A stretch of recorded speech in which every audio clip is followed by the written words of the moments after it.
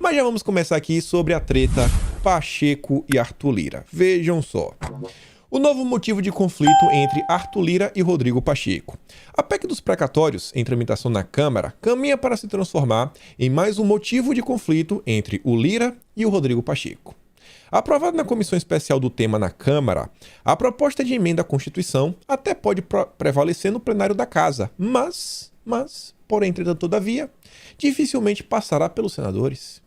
Na Câmara, a proposta dribla o teto de gastos para viabilizar recursos no orçamento e garantir pagamento de R$ 400 de Auxílio Brasil, que substituirá o Bolsa Família. O pessoal não quer de jeito nenhum. Não quer de jeito. Esse negócio de ajudar pobre não adianta. Esquece pobre. Pobre não tem vez lá no Senado do Pacheco. O Senado do Pacheco não tem vez para pobre. Não, aqui não. Aqui não. É faminto, miserável. Não, aqui não, a gente não liga para vocês. Sobre esse tema, Rodrigo Maia, que está aí, né, trabalhando junto ao Dória, também mandou um recado. Vai reassumir o mandato na Câmara para tentar derrotar Bolsonaro. Derrotar Bolsonaro, peraí. A PEC dos precatórios não é uma PEC do Bolsonaro, é uma PEC para viabilizar um auxílio para os mais vulneráveis. É para o miserável. Rodrigo Maia não sabe o que é passar fome, né? O tamanho não sabe o que é passar fome. Ele retomará o mandato para votar contra a PEC que autoriza a União a adiar o pagamento de precatórios em 2022. Definida principalmente pela ala política do governo, a proposta permitirá ao governo bancar o Auxílio Brasil de R$ 400 fora do teto. E, gente, essa questão do precatório não se limita apenas ao Auxílio Brasil. O precatório, ele basicamente vai tomar todo o orçamento de 2022. O governo basicamente vai ficar de mãos atadas para tudo. É importantíssima essa questão dos precatórios. Vocês acham que o Rodrigo Maia, o Rodrigo Pacheco, essa turminha aí, né, do Lula, eles não sabem disso? Nos últimos dias, Maia tem feito campanha nas redes sociais e nos bastidores para convencer outros deputados a votarem contra a PEC. Se Rodrigo Maia é contra, né, tá bem claro, é para derrotar Bolsonaro ainda por cima. Bom, não precisa nem falar muita coisa. E aí, chegando na questão lá do Pacheco e do Lira, a briga que a coisa cresceu, recado duro. Olha só essa postagem aqui da Folha de São Paulo. Só vou mostrar a manchete. Filiação ao PSD recoloca Pacheco no tabuleiro político. Quando foi que o Pacheco saiu do tabuleiro político? Teve algum momento que ele saiu? E põe na mira de apoiadores de Bolsonaro. Pronto. Meu Deus, agora os bolsominions estão indo atrás de Pacheco. A matéria diz que agora não, que qualquer derrota no Senado será atribuída ao Pacheco para tentar desgastar o governo. Isso aqui foi postado às 11 horas e 59 minutos, quase virando o dia. Quase virando o dia. Aí, veja só, eu coloquei aqui lado a lado. Lado a lado. A imprensa nunca decepciona. Nunca decepciona. E a gente sempre tá atrás, né? Estamos 13 horas à frente. Então dá para descansar um tempinho, sentar na cadeira, tirar um cochilo, que ainda assim tá um pouco na frente, né? Dá para dormir umas 8 horas, que ainda temos pelo menos mais 5 horas de vantagem. Ontem, às 9h35, peguei a postagem do Lira e fiz o seguinte comentário. Lira partiu para o confronto aberto contra o Pacheco. Podem esperar reação da imprensa para ajudar o Senado a destruir o Brasil. Ainda mais agora que já é público a articulação para Pacheco, serviço do Lula. Vão destruir o país até 2022 com a ajuda da imprensa. Isso aqui foi às 9h35 da noite. O que é que a Folha de São Paulo fez? Peraí, eu vou entrar em campo. Eu vou entrar em campo para proteger o Rodrigo Pacheco, nosso candidato, o vice do Lula. A avaliação do partido é que o presidente do Senado será acusado de agir na casa por interesses eleitorais. Não é? Ninguém sabe disso. Ninguém. E olha o que o Lira falou para o Rodrigo Pacheco. Não podemos ser insensíveis. 20 milhões de famílias sofrem com os rebotes da pandemia. Fome, inflação mundial. Olha essa segunda palavra. Inflação mundial. Inflação mundial. O Lira já deu aqui, ó. Já se blindou. Se ele botar só a inflação, ia cair na pancada falando, a inflação é culpa do Bolsonaro. A inflação mundial também é culpa de Bolsonaro. Foi safa, postagem safa. Aumento das commodities, de novo, né? Aumento de preços. Aumento de preço é culpa de Bolsonaro, gasolina 7. Não, commodities, elas subiram. Isso impacta no Brasil. Crise energética é internacional, combustível nas alturas. A Câmara vota nesta quarta-feira a PEC dos precatórios, que abre caminho para um auxílio temporário até dezembro do ano que vem. Mas o auxílio permanente virá da mudança no imposto de renda e nos dividendos que está no Senado. Quem também falou sobre o imposto de renda? Paulo Guedes. Você vê que está um discurso relativamente alinhado. Não estou falando isso aí à toa. E vejam só, Pacheco não se dá por satisfeito com tudo que ele está fazendo. Ontem lá na CPI, o relatório do Renan fez algumas mudanças e eles colocaram o Heinz. O próprio Heinz, um senador, foi indiciado. O Senado mostrando que não é corporativista, né? Sabe qual foi a reação do Pacheco perante o tema?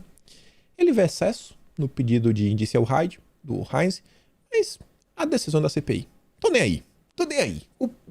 Isso aí vai atrapalhar o governo? Isso daí vai ajudar o Lula? Vai ajudar o Lula? Vai. Então tá bom. Eu não vou falar nada. A Elisa diz, né? Por excesso. O que a gente está fazendo com o Heinz, cara, é quase um crime. O presidenciável Rodrigo Pacheco, além de omisso, foi um covarde durante toda a CPI e não seria diferente agora. Pacheco é Kassab, Kassab é Lula. Ou seja, quanto pior, melhor. Exatamente isso. E aí eu quero trazer aqui essas coisas, assim, Onyx, fiel escudeiro, Guedes e Faria articularam, o ministro demissível. O que é isso daqui? Isso aqui foi uma postagem que eu trouxe... Não foi uma postagem, não. Isso aqui foi um conteúdo que a gente trouxe em vídeo no dia 22 de julho, episódio 640. Hoje é o 737. Então, basicamente, 100 dias atrás. 97 dias atrás.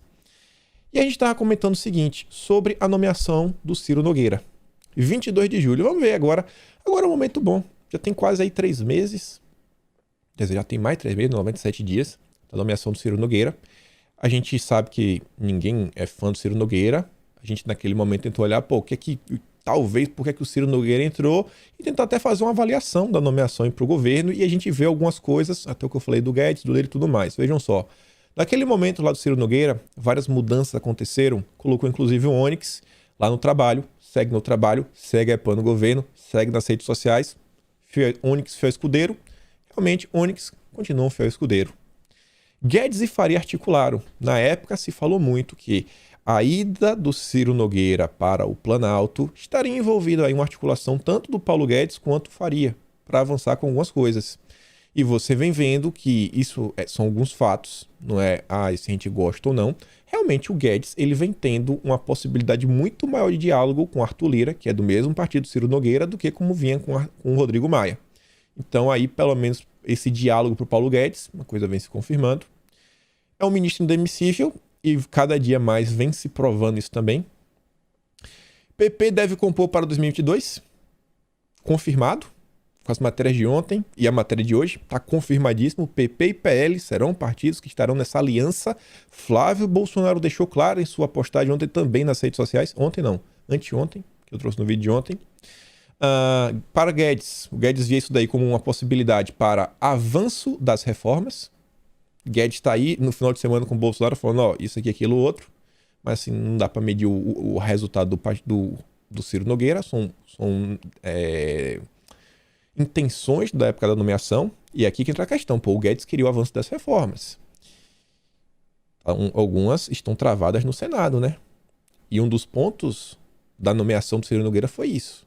Então, esse desenrolar com o Senado tá bem a desejar. Mas a gente chega lá, que tá aqui no final. Falávamos também que essa entrada poderia significar que o PP pode ser o partido para 2022. Se não for, vai estar na aliança. Não foi uma decisão de última hora, a gente falou sobre isso na época. Entrar no governo é colocar um alvo nas costas. Ciro Nogueira não está apanhando tanto assim, então isso aqui dá para desconsiderar.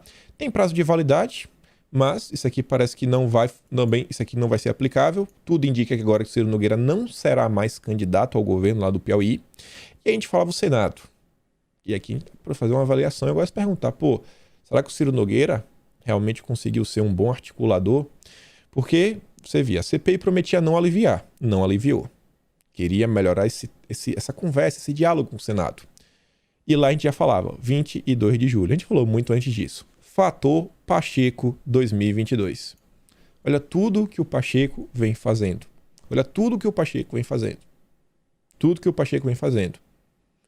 Ciro Nogueira não está conseguindo ainda desenrolar a pauta no Senado. Mas você vê que Bolsonaro, na hora de nomear, ele levou em consideração isso daí. os problemas que o Pacheco poderia estar, né, criando, e realmente Bolsonaro, acho que ele estava certo disso daí. Rodrigo Pacheco se tornou realmente assim uma montanha, não é uma pedra no sapato, é uma montanha no sapato. Rodrigo Pacheco não deixa passar nada.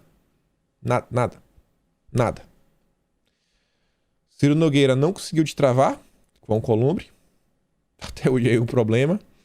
E as nomeações, algumas que estavam sob risco, algumas nomeações passaram, mas tá aí. No âmbito do Senado, Ciro Nogueira tá devendo ainda um pouquinho, né? Pô, Ciro, tem que trabalhar um pouquinho melhor, irmão. Pacheco, aí o Alcolumbre estão atrapalhando.